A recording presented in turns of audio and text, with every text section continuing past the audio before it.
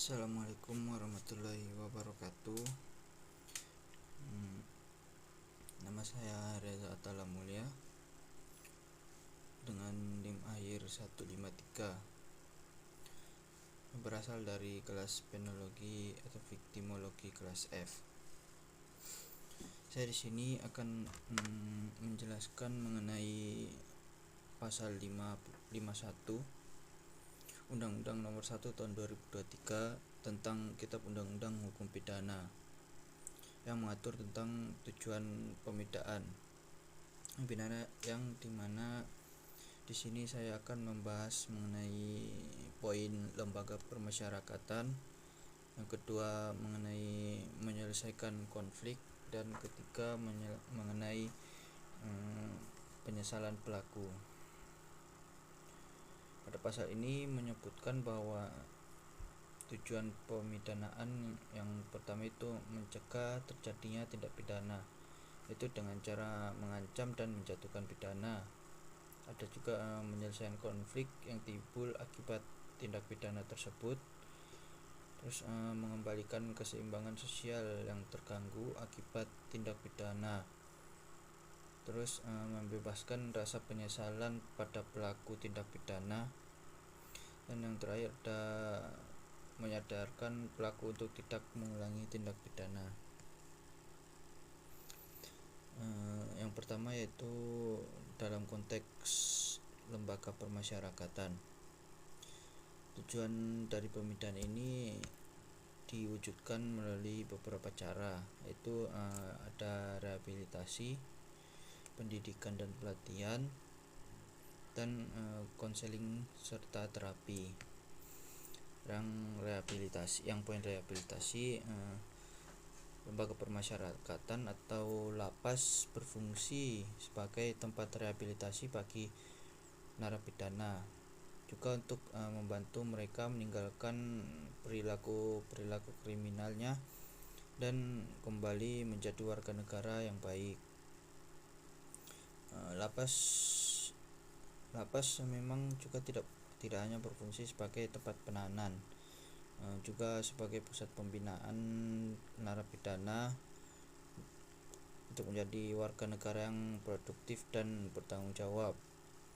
Sistem permasyarakatan di Indonesia menganut prinsip reintegrasi sosial, yaitu mengembalikan narapidana ke masyarakat dengan bekal keterampilan dan mental yang lebih baik.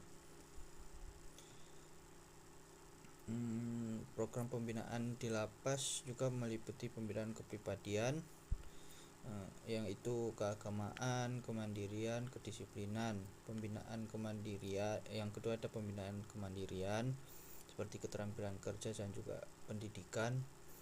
Yang ketiga ada pembinaan kemasyarakatan seperti konseling atau terapi kelompok.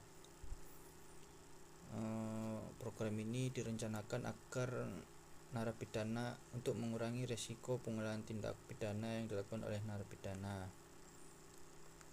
Tanggung jawab juga, lapas juga memiliki tanggung jawab untuk menjaga keamanan, menyelenggarakan pembinaan, dan melakukan pengawasan terhadap narapidana. Hal ini dilakukan dengan kerjasama antara petugas lapas, keluarga dari narapidana, dan juga masyarakat. Yang kedua ada penyelesaian konflik. Penyelesaian konflik di sini timbul akibat tindak pidana yang dilakukan oleh narapidana. Salah satu, ada beberapa cara untuk menyelesaikan konflik akibat tindak pidana. Yang pertama ada restoratif justice. Proses restoratif justice memungkinkan pelaku tindak pidana dan korban untuk bertemu dan membahas cara menyelesaikan konflik secara damai. Restoratif justice Indonesia juga telah diadminisikan ke dalam sistem hukum melalui Undang-Undang Nomor 11 Tahun 2012 tentang Sistem Peradilan dan Peraturan Pemerintah Nomor 81 Tahun 2014 tentang Restoratif Justice. Tujuan utamanya untuk memulihkan hubungan antara pelaku, korban, dan masyarakat, bukan hanya sekedar menghukum para pelaku saja. Restoratif juga memiliki beberapa manfaat, yaitu yang pertama untuk mengurangi beban sistem hukum. Pengadilan tidak dipenuhi kasus kecil. Itu ada memberikan kepuasan kepada korban seperti ganti rugi atau permintaan maaf dari pelaku. Yang ketiga ada mengurangi stigma terhadap pelaku, sehingga para pelaku lebih mudah reintegrasi lagi.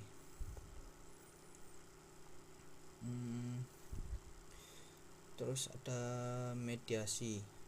Mediasi juga dapat dilakukan untuk menyelesaikan konflik antara pelaku tindak pidana dan korban, atau antara pelaku tindak pidana serta juga dengan keluarga para korban. Terus yang terakhir di sini akan membahas mengenai penyesalan pelaku. Penyesalan pelaku pada tindak pidana juga merupakan salah satu tujuan dari pemidanaan. Ini juga dapat dilakukan dengan beberapa cara, seperti refleksi diri, pengakuan dari korban, atau restitusi.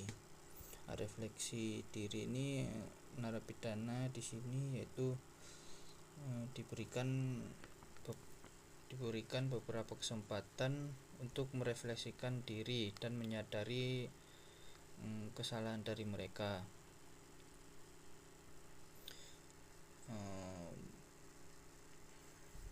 Lapas dan program restoratif justice juga menciptakan kondisi yang mendukung, yaitu seperti dengan konseling, terapi kelompok, dan dialog dengan korban, sehingga pelaku yang merasa didengar dan dipahami cenderung lebih mudah untuk mengakui kesalahannya sendiri.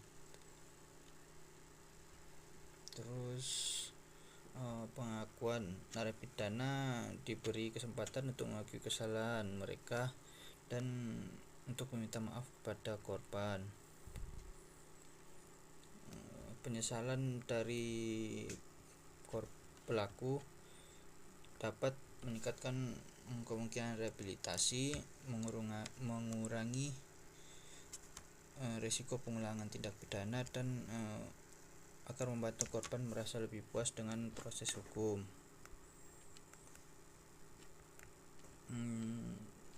Penyesalan bisa diukur melalui indikator dari perilaku pelaku, seperti partisipasinya aktif dalam melakukan program pembinaan, kerjasama dengan petugas, dan tindakan konkret, misalnya membayar restitusi.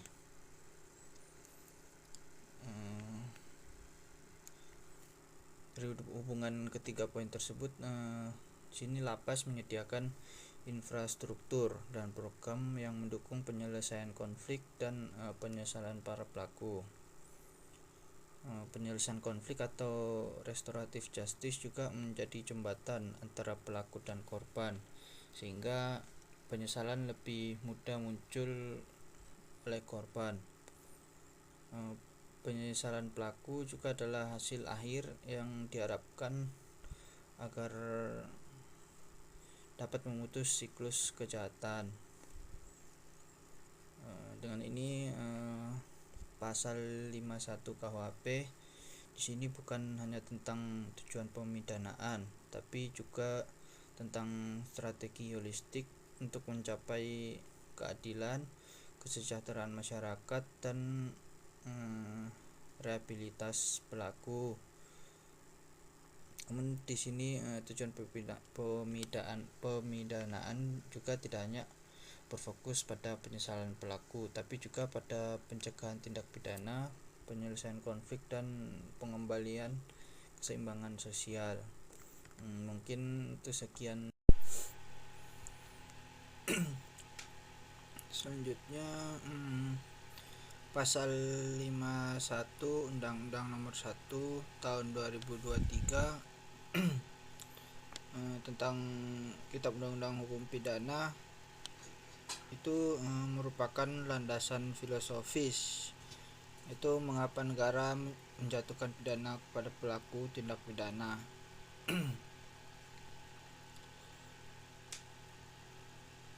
Sini lanjutan dari penjelasan poin lembaga permasyarakatan. Lapas juga bukan hanya sebagai tempat menahan orang yang bersalah, tapi lapas juga didesain sebagai sarana pembinaan yang memiliki beberapa fungsi yang sangat strategis. Yang pertama di bidang rehabilitasi. Di bidang rehabilitasi ada pemulihan fisik, mental, dan sosial dari para narapidana. Terus di bidang rehabilitasi juga yaitu mencakup tentang pendidikan narapidana, pelatihan keterampilan, konseling psikologis untuk narapidana, dan juga ada pembinaan keagamaan.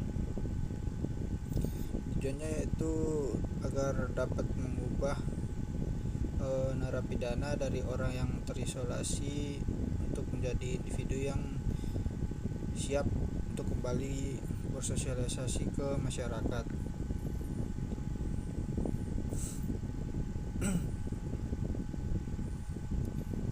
Terus ada di bidang pendidikan dan pelatihan.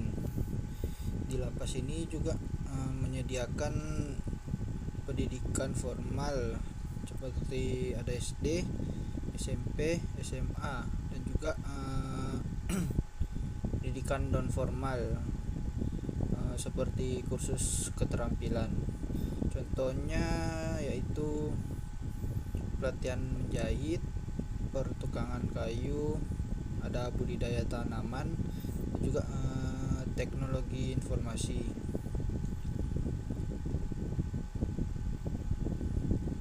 Pendidikan dan pelatihan ini juga bertujuan untuk meningkatkan kemampuan ekonomi dari narapidana pada saat mereka sudah bebas dan mengurangi resiko pengulangan tindak pidana. Selanjutnya di bidang konseling dan terapi. Lapas menyediakan konseling individu atau terapi kejiwaan untuk mengatasi akar masalah seperti ada pada gangguan mental, kecanduan, dan juga trauma. Terapinya juga bisa berupa program seperti anti kekerasan, pengelolaan emosi, atau restoratif justice. Jadi lapas di sini diharapkan untuk tidak hanya menjadi tempat pembalasan, tapi menjadi tempat pusat perubahan untuk membantu narapidana berubah lebih baik apabila sudah dilepas ke masyarakat kembali. Poin kedua yaitu ada penyelesaian konflik. Pemidanaan modern sudah tidak berfokus pada pembalasan atau retributive justice, tapi juga berfokus pada penyelesaian konflik atau restoratif justice. Restoratif justice di sini menyangkut penyelesaian konflik. Di sini mencakup yang pertama ada restoratif justice, yang dimana proses ini melibatkan pelaku, korban, dan juga mediator untuk mencapai kesepakatan bersama, yaitu dengan secara adil juga. Fokusnya itu untuk memperbaiki kerugian, pemulihan hubungan, dan juga untuk pencegahan konflik kembali. Contohnya pelaku mencuri, mengembalikan barang atau membayar ganti rugi, dan korban menerima permintaan maaf dari pelaku. Terus di sini ada mediasi, yang dimana ada mediator itu biasanya dari lembaga permasyarakatan atau lembaga swadaya masyarakat, memfasilitasi seperti dialog antara pelaku dan korban,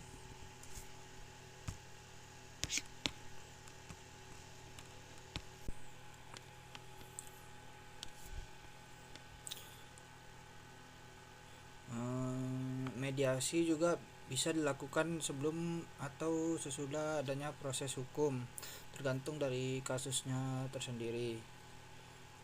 Terus ada juga di sini penguatan kembali atau keseimbangan sosial. Konflik yang tidak diselesaikan bisa menimbulkan seperti dendam, ketidakadilan, atau adanya gangguan sosial. Dengan menyelesaikan konflik juga di sini masyarakat dapat merasakan keadilan yang tercapai dan adanya kepercayaan pada sistem hukum meningkat. Terus di sini ada poin ketiga dari pasal 51, yaitu penyesalan pelaku. Penyesalan juga bukan sekedar emosi subjektif, tapi penyesalan itu bagian dari proses pembinaan yang juga memiliki tujuan yang konkret. Yang pertama di sini poinnya ada seperti refleksi diri, di mana narapidana diberi kesempatan untuk bisa merefleksikan dari tindakan atau perbuatan mereka itu, agar mereka dapat memahami dampaknya apabila terjadi pada keluarga mereka sendiri, dan juga memahami dampak pada keluarga korban tersendiri.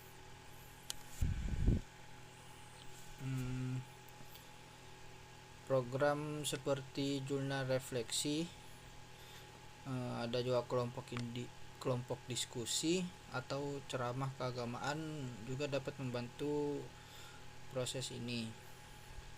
Pada poin B yaitu ada pengakuan dan permintaan maaf. Pengakuan kesalahan dari pelaku adalah langkah awal menuju tanggung jawab pelaku tersendiri. Permintaan maaf kepada korban, baik yang secara langsung maupun yang tidak langsung, juga bisa menjadi pembersihan batin bagi pelaku tersendiri. Pada poin C di sini ada restitusi, yang dimana pelaku diwajibkan untuk menggantikan kerugian finansial maupun non finansial kepada korban tersendiri. Ini juga bukan hanya kompensasi, tapi juga merupakan tindakan konkret yang menunjukkan kesadaran dan penyesalan dari pelaku. Penyesalan yang tulus juga dapat menurunkan risiko pengulangan tindak pidana dan membantu reintegrasi sosial.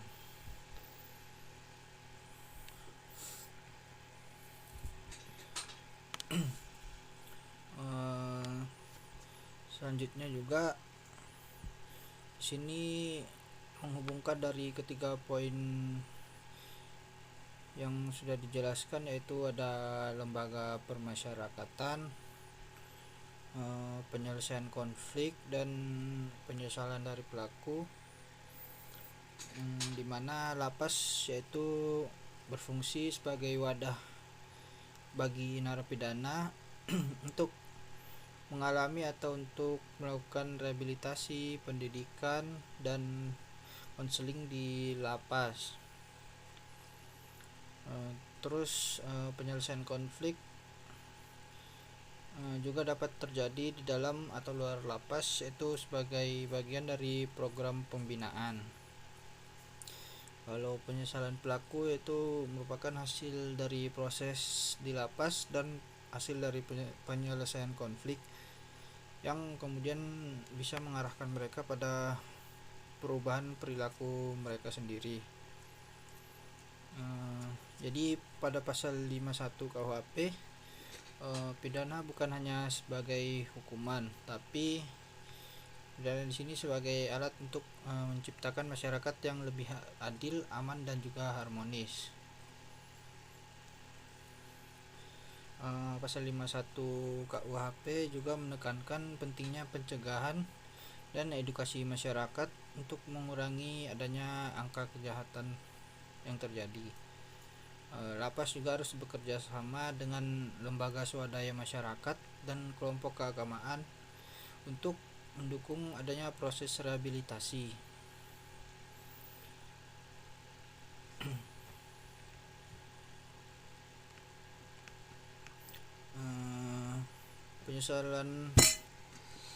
Penyesalan pelaku juga harus diikuti dengan adanya tindakan nyata untuk memperbaiki kerugian yang dialami oleh korban juga. Baik, sekian penjelasan dari saya, kurang lebihnya mohon maaf. Wassalamualaikum warahmatullahi wabarakatuh.